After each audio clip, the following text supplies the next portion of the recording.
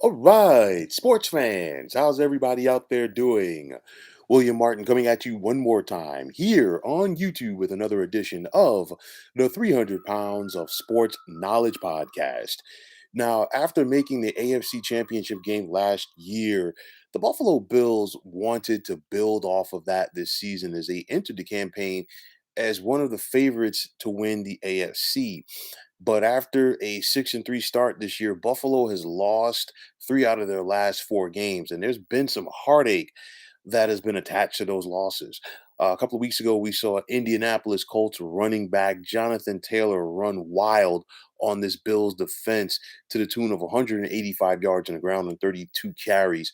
It resulted in four rushing touchdowns as well as a receiving touchdown for Taylor as the Colts went on the road and got the best of the Bills. Last Monday night, we saw the Bills lose at home to the New England Patriots in a game where the Patriots only attempted three passes, as this Patriots run game got 222 yards on the ground versus Buffalo in that extreme wind last Monday night in Western New York. And of course, New England went on to win that game, and now they're in first place in the AFC East. And today, after spotting the Tampa Bay Buccaneers a 21-point halftime lead, we saw Buffalo storm back in the second half to send this game into overtime, only to lose to the Bucks on a walk-off touchdown. Now, Buffalo is currently 7-6. They are in possession of the final wild card spot in the AFC if the season were to end today. However, Buffalo has their work cut out for them as they are one of five teams in the AFC right now that is currently 7-6. And of course, right off the bat, they lose one of those tiebreakers to Indianapolis, who beat them in the head-to-head matchup. But when you look at the Bills' struggles recently, just look at their run defense. I mean, this season we saw Derrick Henry of the Titans, of course, Jonathan Taylor of the Colts, the Patriots last week, and then Leonard Fournette today. All of these backs, just simply having their way with this Bills run defense, and this is a time of the season that you want to be peaking. And right now, the Bills have a glaring weakness defensively in their run defense. And the bottom line is their opponents are going to look to exploit that. And when I say a weakness in their run defense, surprisingly, teams have been running at the Bills right up the middle. So that is something that is going to have to be fixed soon if Buffalo really wants to, number one, get to the playoffs, but also make some noise when they get there. This Tre'Davious White injury is bigger than a lot of people are talking about for Buffalo's defense. Of course, this is a Pro Bowl cornerback, and this guy really set up one part of your secondary with his coverage skills. So that element of the pass defense is not there as well for Buffalo. And they have to find a way to right this ship as we're coming to the home stretch time of the regular season. The Bills are 7-6. They are a very talented team. They're too talented to be only 7-6. But like former NFL head coach Bill Parcells once said, you are what you are. Sean McDermott, the Bills head coach, he has to find a way to get this team back on track, especially after these consecutive heartbreak losses. You saw it today. The Bills showed a lot of character, a lot of moxie to come back like they did versus the Bucks. And the way it was looking coming down the stretch, it looked like the Bills were going to win when they got the ball, when they were down 27-24. It looked like they were going to find a way to get that go ahead touchdown and potentially win the game. Unfortunately, that was not the case. Now, heading into overtime, I know that the Bills got the ball first. You can make the case, was that pass interference in favor of the Bills on wide receiver Stephon Diggs? It was iffy. It was iffy. It was iffy. And I say it was iffy, it could have gone 50-50. On the flip side, was that pass interference when the Bucks got the ball in favor of Mike Evans? What hurt Buffalo right there was the fact that the DB really didn't turn his head around.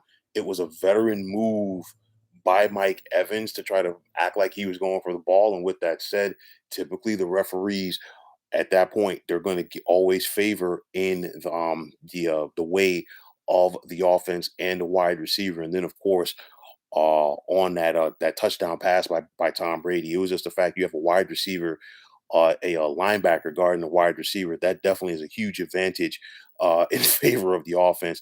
And that was a very bitter pill to swallow for the Bills because they fought, scrapped, and clawed to come back into that game, only to lose like that in a heartache. But make no mistake about it, the Bills definitely have to be in must-win mode in their Final Four, and it starts Sunday when they host the Carolina Panthers.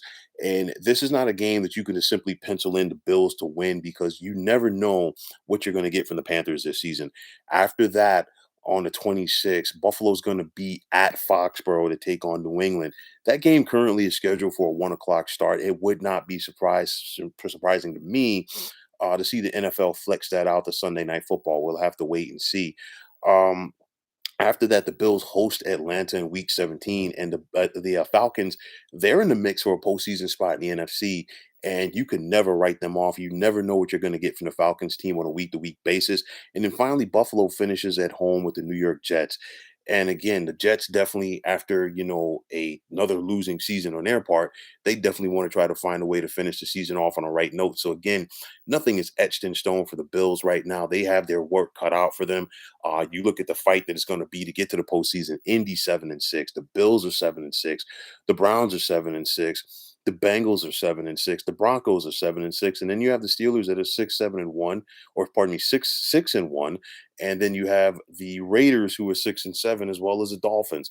So it's a situation for Buffalo. They got to work in order to get to the postseason, and I think what's happening with the Bills is showing you how difficult that it is to win in the NFL, and it's even tougher when you're expected to win. And now, Buffalo is finding that out the hard way. So we saw some character from this Bills team today in defeat, and we're going to have to see even more character if they're going to get back to the postseason. Will Buffalo be able to right the ship? We're going to find out over these final 4 weeks here in the regular season. So, folks, that is going to wrap it up. And as always, I want to take this time out to thank you for tuning into the 300 Pounds of Sports Knowledge podcast here on YouTube. I want to take the time out to thank all of you fine folks out there for tuning in. And if you have not already, please feel free to subscribe to this channel. Now, if you're on Twitter, please feel free to follow me at 300 Pounds of Sports. And like I always say, if you follow me, it will be my pleasure to follow you right back. There's also the sports discussion group on Facebook at the Sports Depot 365.